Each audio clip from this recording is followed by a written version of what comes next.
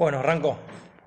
Arranqué. Arrancamos en vivo en esta nueva cuenta de Instagram, Facebook, Twitter y bueno, todos los medios de comunicación. Si lo pasás a Facebook y a Twitter directamente de Instagram. Lo mandamos te dice ahí. Compartir y... Directo, está bueno.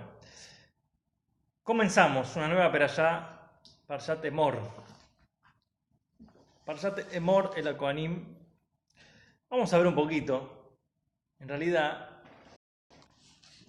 una perashá tiene como un título, pero hay una temática en común en toda la perashá. Hay un patrón de aprendizaje, una idea central que se nuclea en cada perashá. Generalmente podemos encontrarlo, no sé, hay perashá que habla de las leyes del leproso, otra perashá habla de la salida de Egipto. Hay diversas perashá que tienen como una temática central que nuclea todos los eventos. Vamos a analizar los títulos de la perashá de esta semana y si tienen algo en común todos ellos. Primer título: disposiciones acerca de los Kohanim. Un Kohen no puede estar en contacto con un cadáver. Hasta hoy en día esa regla se aplica. Que un Kohen no puede acercarse a un cementerio a menos que sea un pariente muy cercano. Y el cadáver de un familiar, sí. Exactamente, sí. Solamente el padre y la madre. En el momento del entierro y después no visita el cementerio, etc.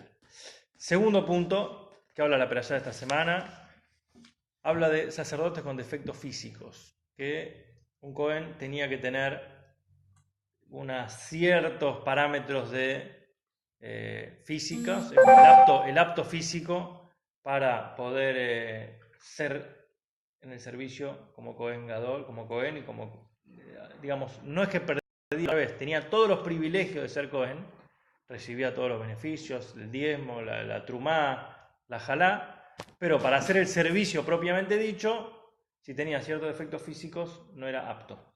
Tenía que pasar el apto físico. Las orejas.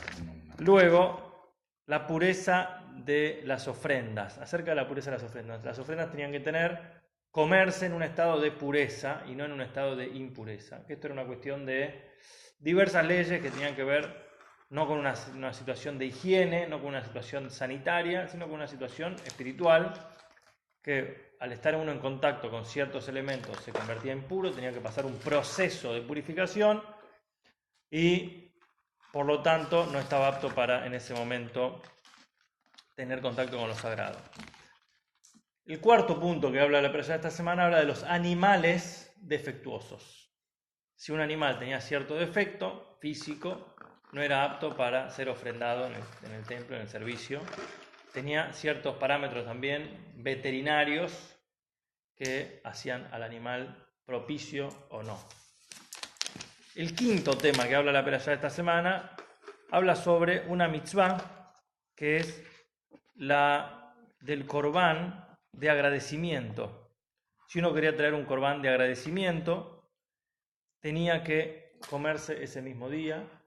Se traía lo que se llamaba un corbán todá, un corbán de dar las gracias, para dar agradecimiento a Hashem por algo bueno que le sucedió, o en general si la persona se sentía con el corazón alegre y que decía quiero hacer una ofrenda de gratitud, podía hacerlo. 5 temas, repasamos: el contacto de los Kohanim con los cadáveres, Kohanim con defectos físicos, temas de pureza e impureza, animales con defectos y gratitud, corbán de agradecimiento. Sigue hablando, y esta es una perashá que se lee durante las festividades.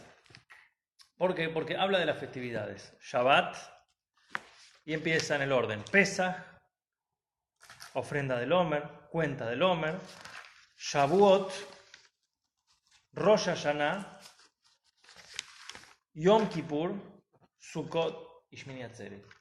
Te hace un paseo por Pesaj, Shavuot, Rosh Hashanah, Yom Kippur, Sukkot, que también va con el orden cronológico desde Pesaj en adelante.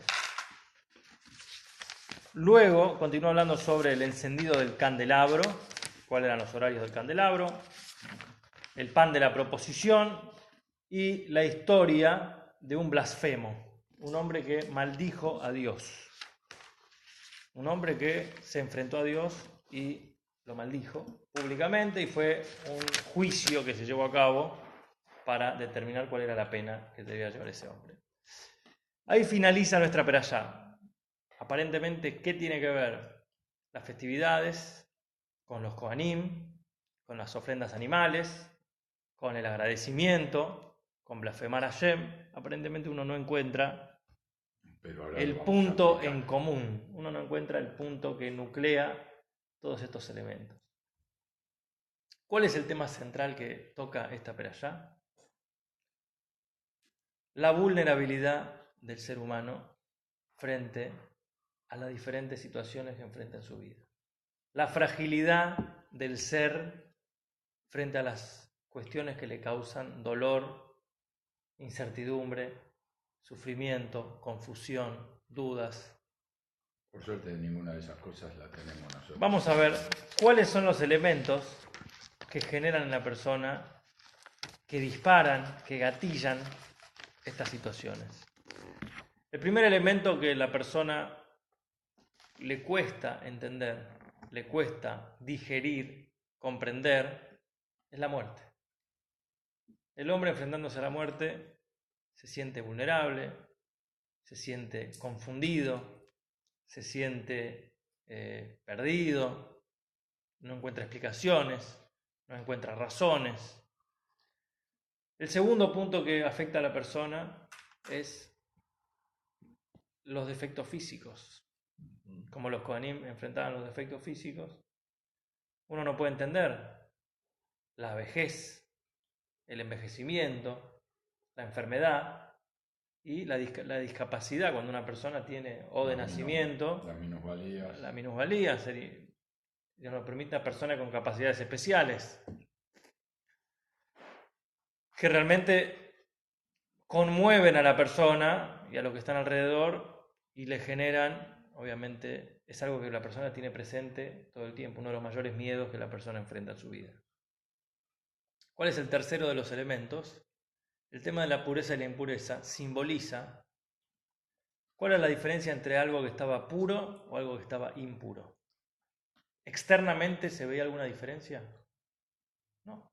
Algo podía estar, habían dos manzanas idénticas, pero una estuvo en contacto con algo impuro, era impura, y otra no, y era pura. Quiere decir que habla de los problemas internos que sufre la persona, que son los problemas mentales, psiquiátricos, psicológicos, personales, de crecimiento, de la psiquis. O sea, cuando la persona tiene... Se adelantaron a Freud.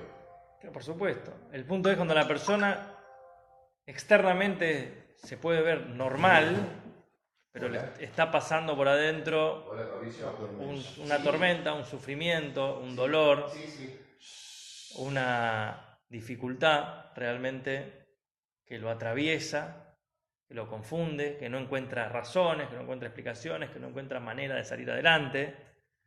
Y yo diría es tan o más grave que el resto de los problemas o de las situaciones o de las cosas que hacen a la persona vulnerable. ¿Sí? Los defectos físicos y los defectos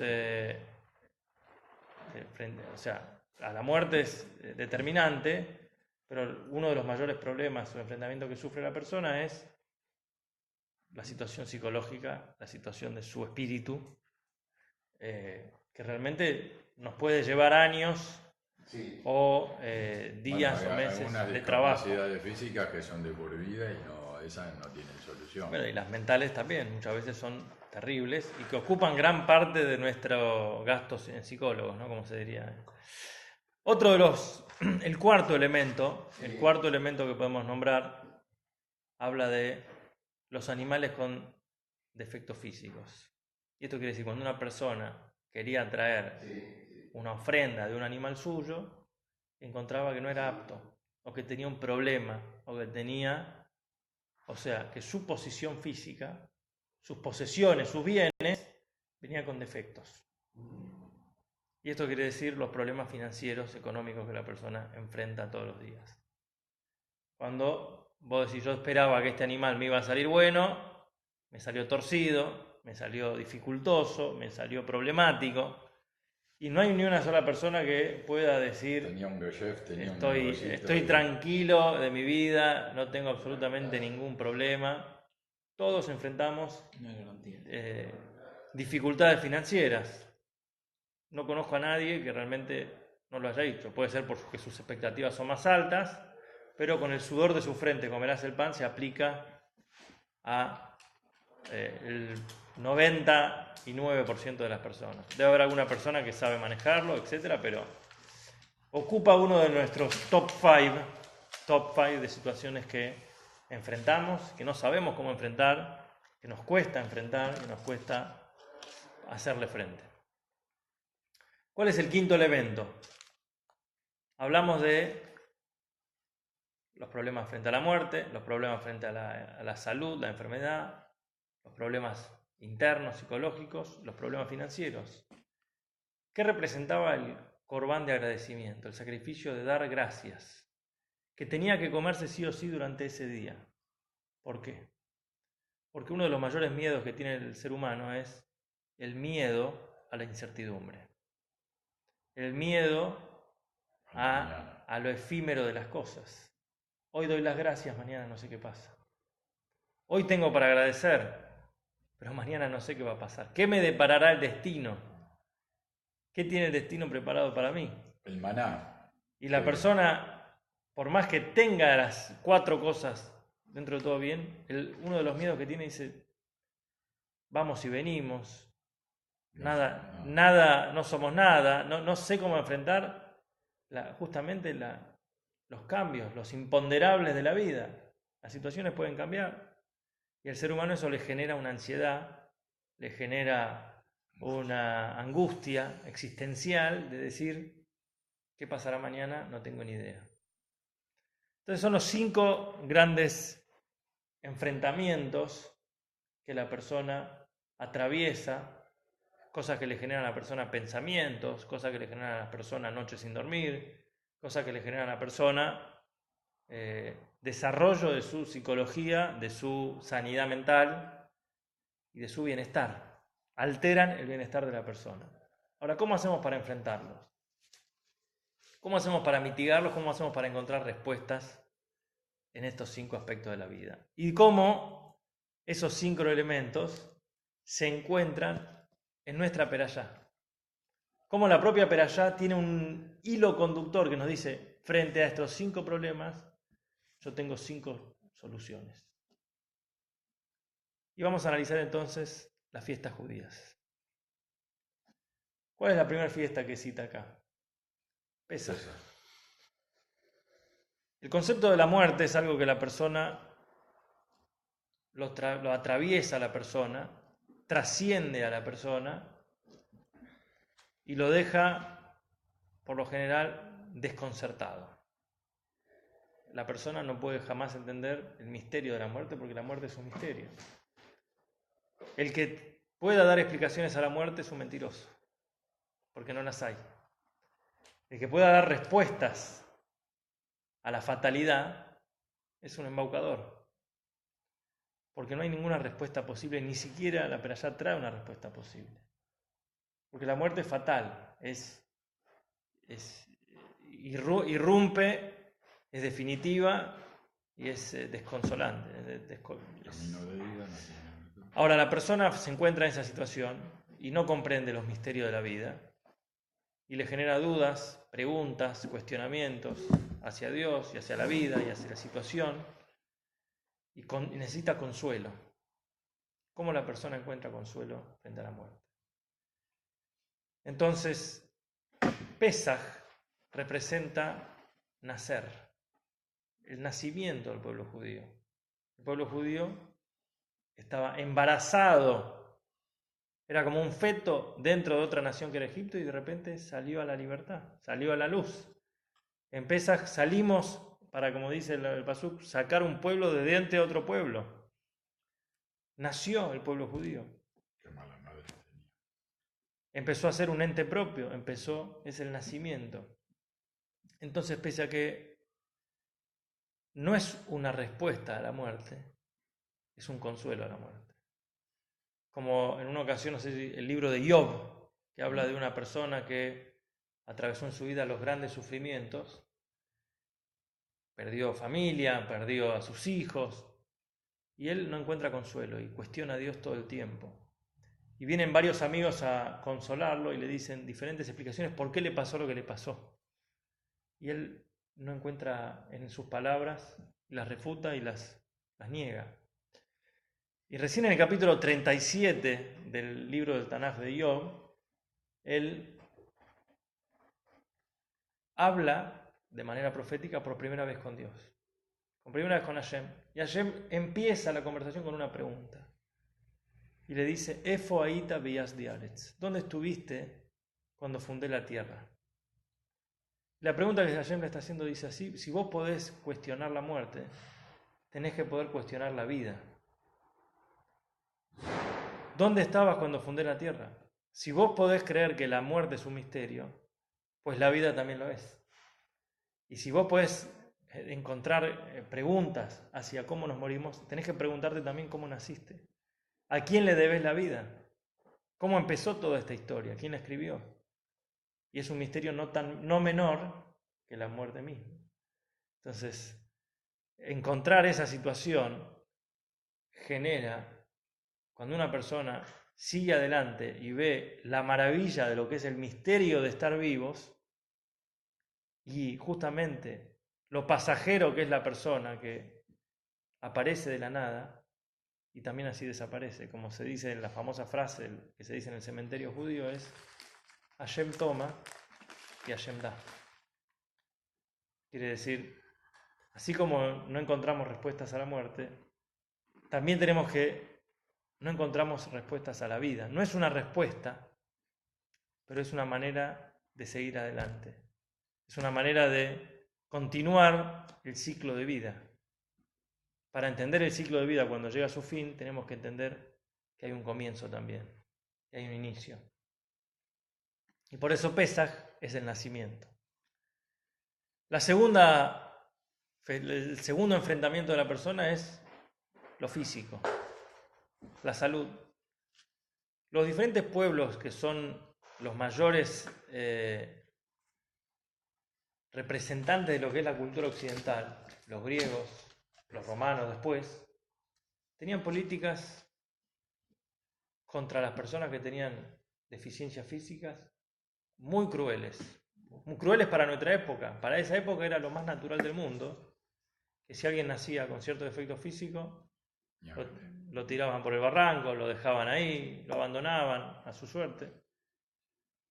De hecho, los griegos se vanagloriaban de las Olimpiadas, donde hacían culto al físico. La belleza de lo lindo.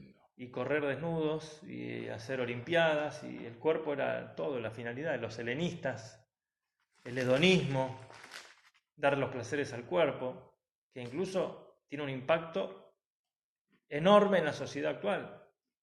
Pero nunca se cuestionaban si una vida tiene un derecho absoluto para todos. ¿Quién fue el que introdujo ese concepto? El judaísmo. El judaísmo marcó a fuego a la humanidad con la conciencia de que toda vida es valiosa. Y el no matarás del judaísmo es tan serio que no hay excepciones al no matarás. No hay excepciones al no asesinarás. Uno no puede elegir qué vida dejar y qué vida dejar pasar. Y por eso el judaísmo siempre abrazó la vida. Y eso fue marcando la historia de la humanidad hasta hoy en día, que no nos parece raro que se defienda una vida, incluso frente a la discapacidad. Y yo digo, el judaísmo es pionero en todo lo que es atención al minusválido, a la persona con capacidades especiales, e incluso en la comunidad de Argentina. Es pionero y figura ejemplar en cómo se le da dignidad a ese tipo de vida. ¿Y esto por qué viene? Por la entrega de la Torá en el monte Sinai. Porque Hashem dijo, la vida tiene un valor absoluto y no humano. La Torá quiere decir que la vida tiene un valor divino y no es movible.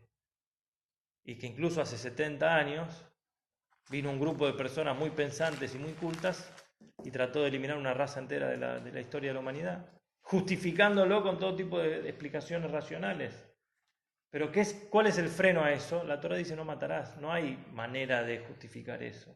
Si vos no tenés un valor de la vida absoluto, que el único que te lo puede indicar es la Torá, un valor absoluto, todo lo pueden ser subjetivo a la destrucción de lo que un grupo de personas quiere hacer. Por lo tanto, además, la Torá fue el bastión espiritual del pueblo judío a lo largo de la historia. Los demás tenían cuerpo, los demás tenían ejércitos, el pueblo judío tenía la fuerza espiritual que lo mantuvo y lo hizo sobrevivir 3.300, 4.000 años de historia. Como dice la famosa frase que Yitzhak cuando bendice a sus hijos le dice: las manos son las manos de Esab, pero la voz es la voz de Jacob.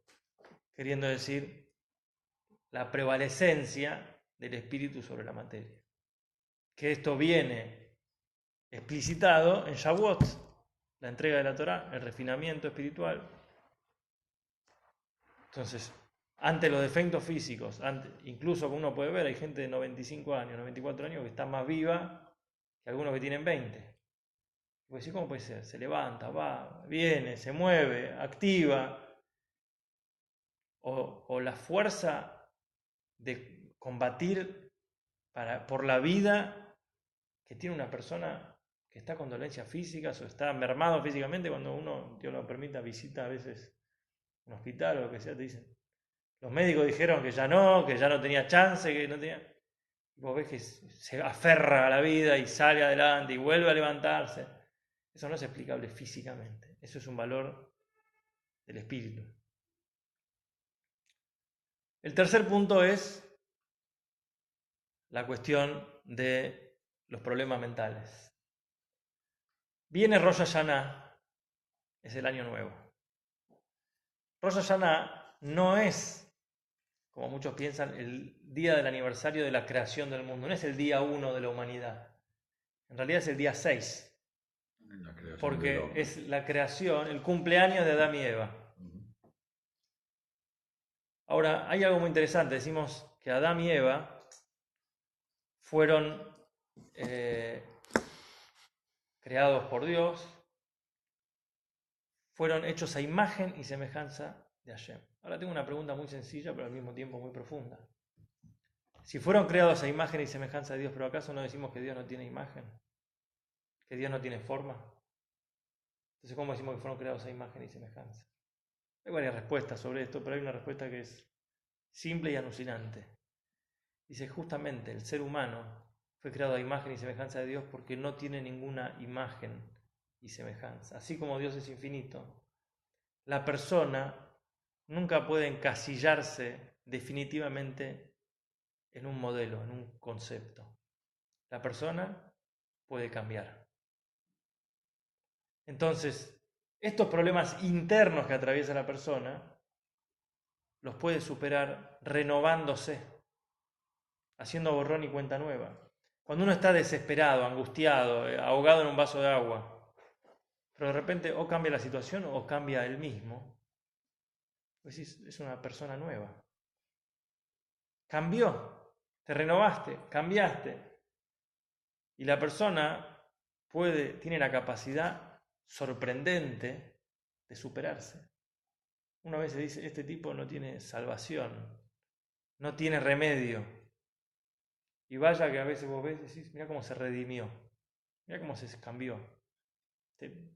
Hay maneras, cuesta más, es un trayecto largo, tortuoso, difícil, pero se pueden superar. De hecho, es tal vez la batalla más potente que tiene el ser humano en la vida, superar sus deseos, sus impulsos, sus problemas internos, y puede resurgir de las cenizas, que esto es Rosh Hashanah. Año nuevo, vida nueva, hoy es un nuevo día, puedo volver a empezar.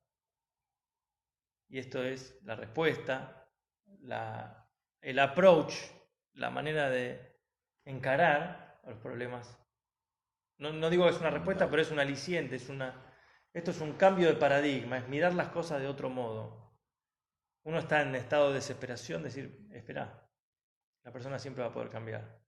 Uno está en un estado de debilidad física, decimos, lo importante es el espíritu y no lo físico. Uno está en un estado de conmoción frente a lo devastadora que es la muerte, decís, fíjate la belleza de la vida, el nacimiento. No es una respuesta, pero es un cambio de visión. El cuarto elemento es los problemas financieros. ¿Cuál es la fiesta que viene para esta fecha? La cuarta que trae la Torá, Yom Kippur. La persona vive corriendo la coneja, como se dice, vive corriendo atrás de la zanahoria, vive corriendo atrás de la parnasá. Y a veces uno dice, ¿cuál es mi vida? ¿De qué se trata?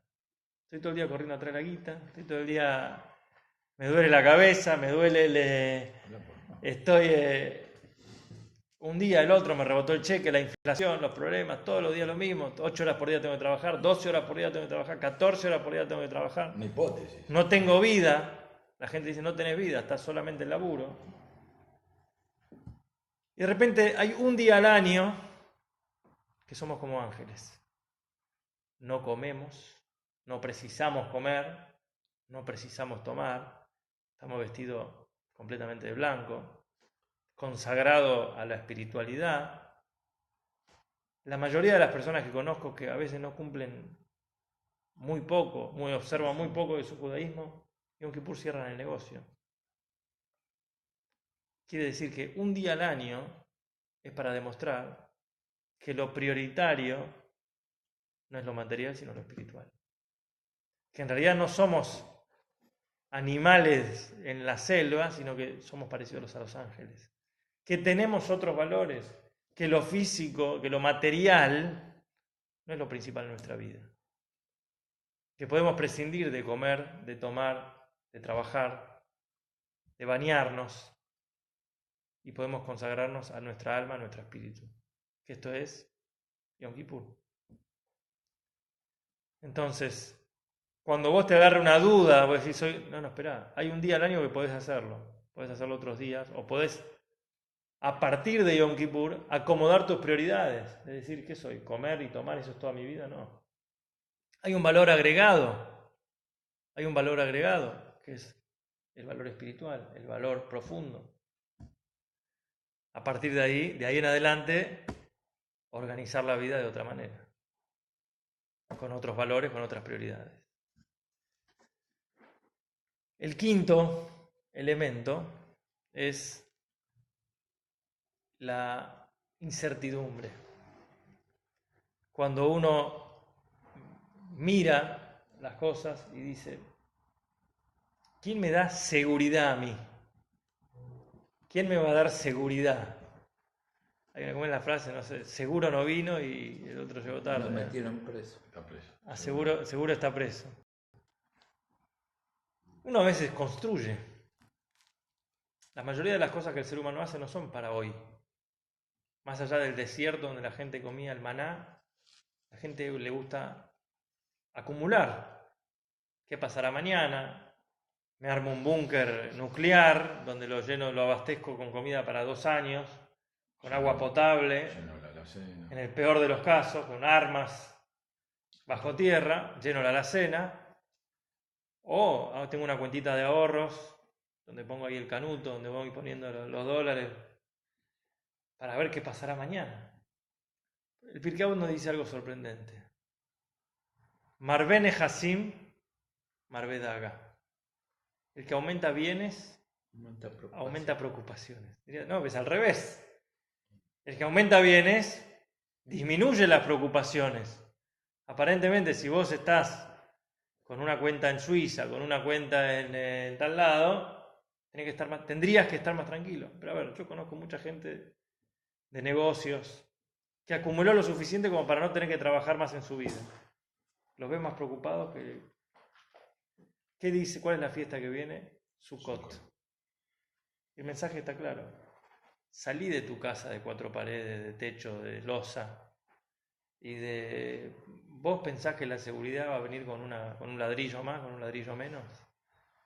¿Vos pensás que tenés todo asegurado? Mirá, hubieron tipos que tuvieron más que vos, 1000 veces más que vos, 10.000 veces más que vos, y se les dio vuelta la tortilla y quedaron en la lona. Había personas que decían, viviré para siempre, tendré esto para siempre, y de repente se les dio vuelta la situación. ¿Cuál es la respuesta? viví el hoy. Y de hecho, ¿cuál es la fiesta más alegre de todo el año? Sukkot. Justamente cuando no tengo nada que me atrape, nada que me agarre, donde no tengo un techo sobre mi cabeza, donde lo que tengo que hacer, mi techo son las estrellas, ahí es recién cuando tengo felicidad. Porque no estoy atrapado por ninguna preocupación, por ninguna construcción, por ninguna cosa que digo, lo estoy agarrando esto y qué pasa si lo llevo a perder. El que no tiene nada que perder es el que está más feliz de todos. Ese no está preocupado. Ese no está preocupado absolutamente de nada. El que no tiene lo que perder es el que más feliz está. Más libre. El ser humano se va poniendo más serio y más preocupado cuando tiene que guardar, proteger, asegurar, entre comillas, porque ¿y qué vas a asegurar? ¿Puedes asegurar algo? Nada está seguro. No significa que no hay que trabajar, que no hay que hacer, pero la felicidad viene por otro lado. La seguridad viene por otro lado. Por eso Sukkot es el abrazo de Hashem. La verdadera seguridad es cuando vos confías en la fuerza que maneja las cosas, que está por encima de las estrellas, y vos haces una demostración diciendo yo dejo mi casa. Una semana voy a demostrar que el que maneja las cosas es el de arriba. Y que yo puedo vivir en una choza y estar feliz, y vivir en una casa y estar miserable. Y por eso también la Sukkah es el abrazo de Hashem. ¿Cuántas paredes necesita una Sukkah? 2 paredes y media. 1, 2 y media. Hashem te está dando un abrazo con las paredes de la Sukkah y te dice, el abrazo es lo que transmite seguridad. Cuando uno está medio inseguro, un beso no puede lograrlo con un abrazo. Dice, yo te cubro la retaguardia, yo te cubro la espalda. Eso transmite que la persona se sienta segura. Un abrazo de oso directamente son 4 paredes. Pero cuando la persona a veces, hay grandes abrazadores, que cuando uno se siente medio vulnerable te dan un abrazo y vos decís, ahora me siento mejor, ahora me siento seguro. Entonces, Sukkot es el abrazo de Hashem. Estas 5 festividades son, de alguna manera, métodos, maneras de enfrentar los 5 problemas que anunciamos antes. La muerte, la enfermedad, la sanidad, los problemas financieros y la incertidumbre. Pesaj, Shavuot, Rosh Hashanah, Yom Kippur y Sukkot.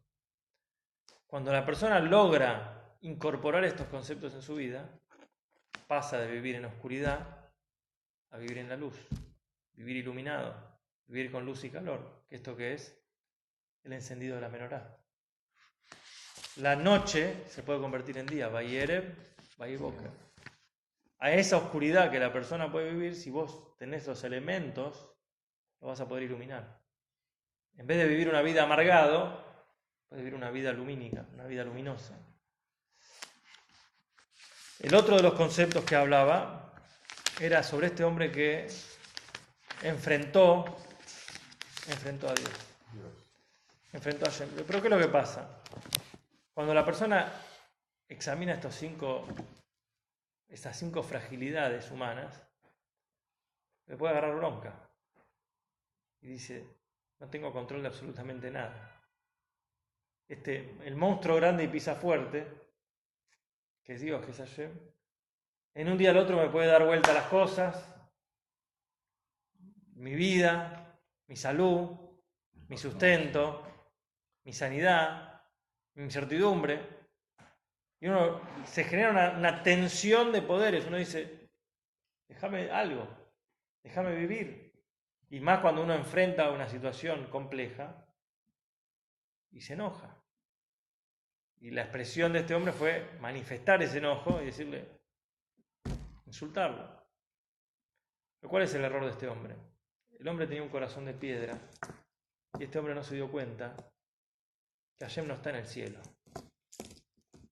Hashem está en todos lados. Y que Hashem